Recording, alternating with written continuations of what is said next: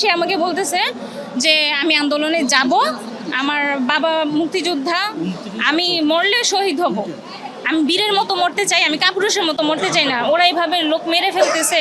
যখন আবু সাঈদের ঘটনাটা সে দেখে 16 তারিখ, দেন 17 তারিখ থেকে আমাকে না জানিয়ে সে আন্দোলনে অংশগ্রহণ করে। 19/7/2024 তারিখে দুপুর আনুমানিক 2 ঘটিকার সময় রামপুরা গুলচত্বর বনশ্রী এ ব্লকের এখানে পুলিশ, বিজিবি, র্যাব যৌথ বাহিনীর ছোড়া গুলিতে ওনার বুকে বাম পাশে একটা বুলেট লাগে।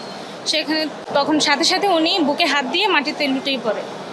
ওইখানে তার পাশে থাকা যারা আন্দোলনকারীরা ছিল ওরা ওকে ফরাজি হসপিটালে নিয়ে যায়।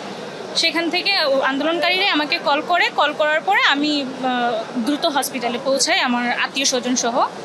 ওইখানে গিয়ে দেখি, যখন আমি পৌঁছেছি আমাকে জাস্ট জিজ্ঞেস করছে যে আপনি কি হন। তা আমি বললাম ওনার স্ত্রী। বলার পরে ওনার কাছেও আমাকে যেতে দেয় নাই, টেনে হেঁচড়ে একদম হসপিটাল থেকে বের করে ফেলছে আমার হাজব্যান্ডের লাশ সহ। আমরা সাথে কোনো অ্যাম্বুলেন্স বা গাড়ি কিছুই নেই। পরে অটো রিক্সাতে করে বলছে যে মুগ্ধা হসপিটাল নিয়ে যাও। মুগ্ধা হসপিটালে নিয়ে আসলাম আমরা। মুগ্ধা হসপিটালে আনার পর যারা দায়িত্বরত ডাক্তার ছিল ওনারা ইসিজি করে ওইখান থেকে 3 ঘটিকার সময় মৃত ঘোষণা করে। দেন আমরা একটা কর্নারের রুমে আমার হাজব্যান্ডের লাশ নিয়ে রাখা হয়। ওইখান থেকে যখন আমার ফ্যামিলির লোকরা দৌড়াদৌড়ি করতেছে পোস্টমর্টম করার জন্য, আমি আমার হাজব্যান্ডের পাশে একা ছিলাম। তখন কিছু লোক এসে আমার হাজব্যান্ডের লাশ নিয়ে যাওয়ার চেষ্টা করে। ওরা বলতেছে যে আপনার লোক আসুক, আমরা লাশটা নিয়ে রাখতেছি মর্গে, এটা তো লাশ ফুলে উঠবে গরমের দিন, এরকম বলে বিভিন্ন তালবাহানা করে লাশটা নিয়ে যাওয়ার চেষ্টা করে। কিন্তু আমি ওদেরকে লাশ নিতে দিইনি, যে না, আমি বলছি যে আমার লোক আসুক, দেন যেখানে নেওয়ার ওইখানে নিব, আপনারা এখন আমি কোথাও নিতে দিব না আমার হাজব্যান্ডকে। এগুলো বলে আমি লাশটাকে আটকিয়ে রাখি। রাত্র 3টা থেকে রাত্র 10টা পর্যন্ত আমরা হসপিটালে অবস্থান করি।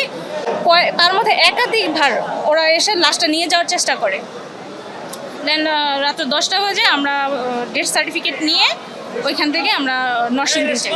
তার নিজ বাড়িতে নরসিংদী লাশ নিয়ে আমরা চলে যাই।